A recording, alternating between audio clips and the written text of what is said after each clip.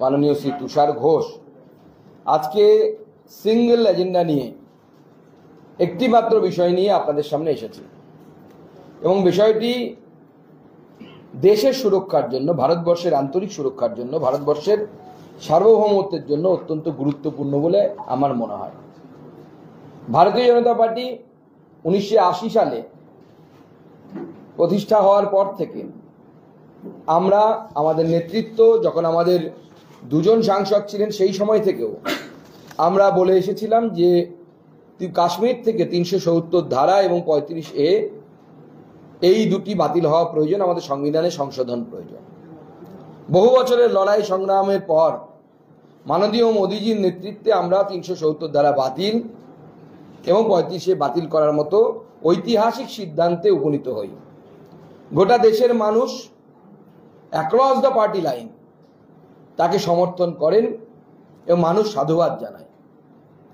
কিন্তু আজকে জম্মু কাশ্মীরের যে নির্বাচন, সেই নির্বাচনকে কেন্দ্র করে আবার ভারতের যারা ভালো চায় না বা ভারতের যে একত্রিত রূপ যাদের চোখে ব্যথা দেয়, যারা একসময় বলতেন, বারবার বলতেন কাশ্মীর ভারতের অবিচ্ছেদ্য অঙ্গ, এখন বলতে হয় না, 370 ধারা বাতিল হয়ে যাওয়ার পর তারা একত্রিত হয়েছে। কাশ্মীরে ন্যাশনাল কনফারেন্সের সাথে কংগ্রেস, ভারতবর্ষের প্রধান বিরোধী দল, তারা জোটবদ্ধ হয়েছেন, তারা একত্রে ভোটে লড়তে চলেছে। আপনারা জানেন জাতীয় স্তরে এই গঠবন্ধনের নাম হয়েছে ইন্ডি অ্যালায়েন্স। এই ইন্ডি অ্যালায়েন্স যাদেরকে দেশের জনগণ বিগত লোকসভা নির্বাচনে, সদ্য সমাপ্ত লোকসভা নির্বাচনে হারিয়ে নরেন্দ্র মোদীকে আবার প্রধানমন্ত্রী বানিয়েছে, সেই অ্যালায়েন্সের সদস্য কিন্তু ন্যাশনাল বা জাতীয় স্তরে তৃণমূল কংগ্রেস এবং অ্যাজ ওয়েল অ্যাজ সিপিএম, দুজনেই জাতীয় স্তরে, এই দুই পার্টি জাতীয় স্তরে কিন্তু ইন্ডি অ্যালায়েন্সের সদস্য। আমি আপনাদের সামনে ন্যাশনাল কনফারেন্সের ম্যানিফেস্টোর একটি পৃষ্ঠা আপনাদের সামনে দেখাচ্ছি। প্রায় 30-32 খানা পেজ লম্বা এই ম্যানিফেস্টো আছে। পুরোটা আমরা না দেখিয়ে একটি পেজ আপনাদের সামনে দেখাচ্ছি। এই ম্যানিফেস্টোতে ইন্ডি অ্যালায়েন্স কি বলছে, বা ফারুক আবদুল্লাহ, শেখ আবদুল্লাহর দল কি বলছে। তারা বলছে যে আমরা 370 ধারা এবং 35A কে 5ই আগস্ট 2019 সালের আগে যেভাবে 370 ধারা ছিল সেইভাবে 370 ধারাকে আবার ফিরিয়ে আনবো। আমাদের প্রশ্ন কংগ্রেসকে, অবভিয়াসলি তারা যেহেতু প্রধান বিরোধী দল, কিন্তু যেহেতু কংগ্রেস এই রাজ্যে ক্ষয়িষ্ণু, তৃণমূল কংগ্রেস এবং সিপিএম, বিশেষ করে তৃণমূল কংগ্রেস, সিপিএমও প্রায় ক্ষয়িষ্ণু, এই দুজনকেই আমরা প্রশ্ন করতে চাই যে জাতীয় স্তরে যে ইন্ডি অ্যালায়েন্সের আপনারা সদস্য, সেই ইন্ডি অ্যালায়েন্সের আর একজন সদস্য তাদের ম্যানিফেস্টোতে বলছে 370 ধারা এবং 35A তারা ফিরিয়ে আনবে। আমরা আজকে ভারতীয় জনতা পার্টির পক্ষ থেকে, প্রধান বিরোধী দলের তরফ থেকে আমরা মাননীয় মুখ্যমন্ত্রী মমতা বন্দ্যোপাধ্যায় এবং তার দল, তার অবস্থান জানতে চাইছি। এই ম্যানিফেস্টোতে এটা বলা হয়েছে যে তাদেরকে চাকরিতে পুনর্বহাল করা হবে, অর্থাৎ যারা ভারতবর্ষের বিরোধিতা করছে, যারা ভারতবর্ষের সার্বভৌমত্বকে চ্যালেঞ্জ করছে, তাদেরকে আবার চাকরিতে নিয়োগ করা হবে। শুধু তাই নয়, সব থেকে অবাক লাগছে, আমরা এই ব্যাপারে কংগ্রেস, তৃণমূল কংগ্রেস এবং সিপিএম এর স্পষ্ট অবস্থান জানতে চাই, তারাও কি সেটা চাই কিনা। যাকে আমরা এতদিন ভারতবাসী শঙ্করাচার্য পাহাড় বলে জানতাম, যেহেতু শঙ্করাচার্য ওখানে গেছিলেন, আদি শঙ্করাচার্য, এই ম্যানিফেস্টোতে বলা হয়েছে তাকে, সেই পাহাড়ের নাম পরিবর্তন করে তাখ্ত-এ-সুলেমান। আমি জানি না সুলেমান সাহেব এখানে এসেছিলেন কিনা, কিন্তু এই যে শঙ্করাচার্য পাহাড়ের নাম পরিবর্তন করে বিশেষ একটি নাম, বা হরি সিং এর নামে যে হরি পর্বতের নাম, সেই ফোর্টের নাম পরিবর্তন করে হরি পর্বত ফোর্ট, সেই পর্বতের নাম বা ফোর্টের নাম পরিবর্তন করে কোহেমারান নাম দেয়া হয়েছে এই ম্যানিফেস্টোতে। আমরা জানতে চাই তৃণমূল কংগ্রেস এবং সিপিএম এর কাছ থেকে তারা এটাকে সমর্থন করে কিনা। নতুন সংরক্ষণ নীতি, আপনারা জানেন যে 5ই আগস্ট 2019 সালের আগে যারা এই দলিতদের হয়ে গলা ফাটায়, যারা বঞ্চিতদের হয়ে সো কল্ড গলা ফাটায়, সিউডো যাদের চিন্তা ভাবনা, তারা কিন্তু কেউ গলা ফাটাতেন না যে জম্মু কাশ্মীরে ভারতবর্ষের সংবিধান অনুসারে সংরক্ষণ প্রথা অর্থাৎ এসসি এসটি ওবিসিদের জন্য কোনো সংরক্ষণ চালু ছিল না। 370 দ্বারা বাতিল হয় 5 আগস্ট, তারপর থেকে এই সংরক্ষণ পুনরায় চালু হয়, নতুন করে ইন্ট্রোডিউস হয়। সেটাকে আবার নতুন করে তারা নাকি বাতিল করার চিন্তা ভাবনা করেছে, এই ম্যানিফেস্টোতে সেটা উল্লেখ আছে। এছাড়াও বলা হয়েছে জম্মু কাশ্মীরের রাজ্যের পতাকা আনা হবে। যে জম্মু কাশ্মীরের পতাকা সরানোর জন্য ডক্টর শ্যামাপ্রসাদ মুখার্জি আত্মবলিদান দিয়েছিলেন, বলেছিলেন এক দেশে 2 সংবিধান, 2 নিশান এবং 2 প্রধান চলতে পারে না। আমি সেই শ্যামাপ্রসাদের রাজ্যের পার্টি তৃণমূল কংগ্রেসের কাছ থেকে জানতে চাই যে সেই বাঙালির সন্তান জম্মু কাশ্মীরে গিয়ে আত্মবলিদান দিয়েছিলেন, তৃণমূল কংগ্রেসের স্ট্যান্ড কি?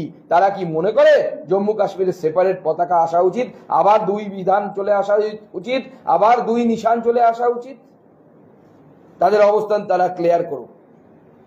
তাই আমরা এই সিদ্ধান্তের, এই ম্যানিফেস্টোতে যে সমস্ত বিষয় ন্যাশনাল কনফারেন্স এনেছে, আমি আরো অনেকগুলো বিষয় আছে, আন্তর্জাতিক সীমানাতে ব্যবসা বাণিজ্য বাড়ানোর জন্য প্রয়াস করা হবে। জানি না পাকিস্তানের সাথে ব্যবসা বাণিজ্য করার কার এত ইন্টারেস্ট। আমরা তো অতীতে দেখেছি যে এই ট্রেড রুটগুলো দিয়ে অর্থাৎ ব্যবসা বাণিজ্যের রাস্তা দিয়ে উগ্রপন্থীরা ঢুকে ভারতবর্ষকে রক্তাক্ত করেছে, ভারতবাসীর প্রাণ গেছে, সাধারণ জম্মু কাশ্মীরের মানুষের প্রাণ গেছে, অন্যান্য মানুষেরও প্রাণ গেছে। তৃণমূল কংগ্রেস এবং সিপিএম এই রাজ্যের পরিপ্রেক্ষিতে তাদের অবস্থান ক্লিয়ার করুক যে ইডনি গঠবন্ধনের পার্টনার হিসেবে তারা কি মনে করেন যে এই সমস্তগুলো যে 370 ধারা 35-এ পুনরায় লাগু করা, সংরক্ষণ দেওয়া হয়েছে এসসি এসটি ওবিসিদেরকে, সেটা বাতিল করা, শঙ্করাচার্য পাহাড়ের নাম পরিবর্তন করে সুলেমানি করা, এই সমস্তকে ওনারা সমর্থন করেন কি করেন না। আজকে এই বিশেষ কারণে আপনাদের আমি এই প্রেস কনফারেন্সে আমন্ত্রণ জানিয়েছিলাম, আপনারা এসেছেন, সেই জন্য ধন্যবাদ।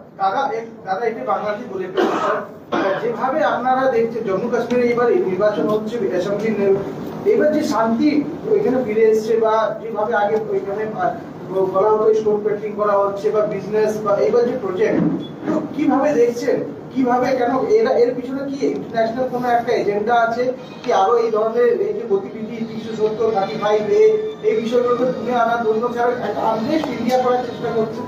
দেখুন, আমরা ভারতীয় জনতা পার্টি আমাদের স্ট্যান্ড পরিষ্কার।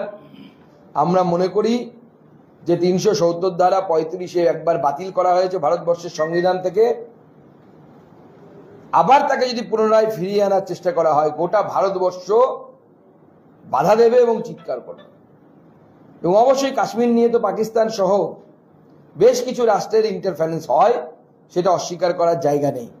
কিন্তু ভারতবর্ষের যে বর্তমান যে সরকার আছে, এই সরকার বলিষ্ঠ সরকার এবং শক্তিশালী সরকার। এই সরকারের সময় দেখুন পাকিস্তান ট্যাফু করার সুযোগ পাচ্ছে না, স্কোপ নেই। পাকিস্তান জানে যে মোদির আমলে যদি ট্যাফু করতে হয় তাহলে এমন অবস্থা করা হবে, তার প্রত্যুত্তর দেওয়া হবে, যথার্থ প্রত্যুত্তর পাকিস্তান পাবে। ঠিক যেমন আমরা বালাকোট থেকে শুরু করে বিভিন্ন সময় দিয়েছি, সার্জিক্যাল স্ট্রাইকের মাধ্যমে দিয়েছি। দেখুন, জম্মু কাশ্মীরের পলিটিক্সে তো সাম্প্রদায়িক ভোট হয় না তা না, এবং সেক্ষেত্রে তৃণমূল কংগ্রেস তারা যদি চুপ করে থাকে তাহলে আমাদেরকে বুঝতে হবে তারাও তাদের ভোট ব্যাংকে খুশি করার জন্য চেষ্টা করছে, বিশেষ ধর্মীয় সম্প্রদায়কে খুশি করার চেষ্টা করছে। একটা কি বড় ফান্ডিং দেখতে পাচ্ছেন, বা যেভাবে ইন্টারন্যাশনাল একটা এজেন্ডা এখানে কাজ করে, এটা কি বিষয়, কি বলবো? দেখুন, আমি শুধু এটুকুই বলবো, লোকসভা ভোটের আগে আমরা দেখেছিলাম বিশ্বে যারা সরকার বা নির্বাচিত সরকারকে টপল করার জন্য সুখ্যাত বা কুখ্যাত যেটাই বলুন না কেন, বড় বড় বিজনেসম্যান তারা বলেছিলেন নরেন্দ্র মোদীকে হারানোর জন্য আমি $1 মিলিয়ন খরচ করব, এত করব, অমুক করব। তার তো কিছু প্রভাব দেখা যাচ্ছে। রাহুল গান্ধীও গেছিলেন, ঝান্ডা ওইখানে তুলে এসেছেন এবং রাহুল গান্ধীও ঘুরে এসেছেন জম্মু কাশ্মীরে, অনেক ভিডিও দেখা গেছিল। তো এবার কি রাহুল গান্ধীকে এই প্রশ্নটা আপনারা করছেন? দেখুন, রাহুল গান্ধী এবং তার বোন জম্মু কাশ্মীরের লাল চকে গিয়ে পতাকা তুলে এসেছিলেন যখন মোদিজি ভারতবর্ষের প্রধানমন্ত্রী। আর আজ থেকে বেশ কয়েক বছর আগে যখন ডক্টর মুরলী মনোহর যোশী আমাদের রাষ্ট্রীয় সভাপতি ছিলেন, সেই সময় এই নরেন্দ্র মোদী তার সাথে গেছিলেন পতাকা উত্তোলন করতে লাল চকে। সেই সময় কি পরিস্থিতি ছিল, তখন কংগ্রেসের প্রধানমন্ত্রী ছিলেন। দুটো ছবিকে পাশাপাশি রাখলেই রাহুল গান্ধীর মতো লোকও বুঝতে পারবে যে মোদিজির আমলে কি কি কাজ হয়েছে বা জম্মু কাশ্মীরের কি পরিবর্তন হয়েছে। এবং এই পরিবর্তন, পজিটিভ পরিবর্তন, জম্মু কাশ্মীরের যে পরিবর্তন, সেটা অনেকে সহ্য হচ্ছে না, হজম হচ্ছে না। তারা চায় আবার সেই 80s 90s এর দশকের যে জম্মু কাশ্মীর ছিল সেই জম্মু কাশ্মীরে ফিরে নিয়ে যেতে, জম্মু কাশ্মীরকে।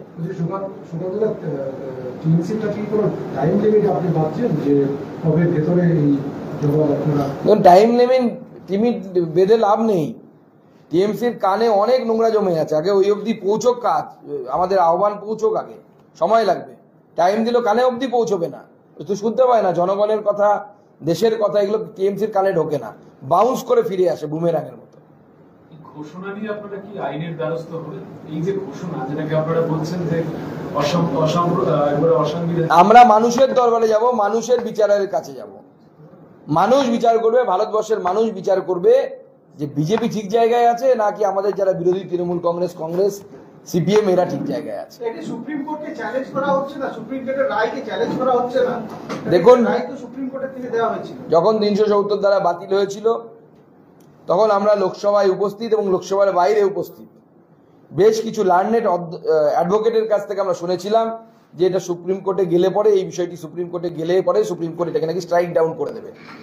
কিন্তু সুপ্রিম কোর্ট যথার্থ বিচার দিয়ে প্রমাণ করেছেন, সাংবিধানিক বেঞ্চ বলে দিয়েছে যে এর মধ্যে কোনো ভুল নেই। 370 দ্বারা বাতিল সঠিক নিয়ম অনুসারে ভারতবর্ষের সংবিধান অনুসারে হয়েছে, কারো কিছু বলার নেই। তবুও সেটাকে ফিরিয়ে আনার যে চেষ্টা কংগ্রেস, তৃণমূল কংগ্রেস, সিপিএম এবং তাদের এই ছোটখাটো যারা জোট সঙ্গী আছে, ন্যাশনাল কনফারেন্স, এরা আছে, যে চেষ্টা চালাচ্ছে, আমরা সেই চেষ্টার বিরোধিতা করব।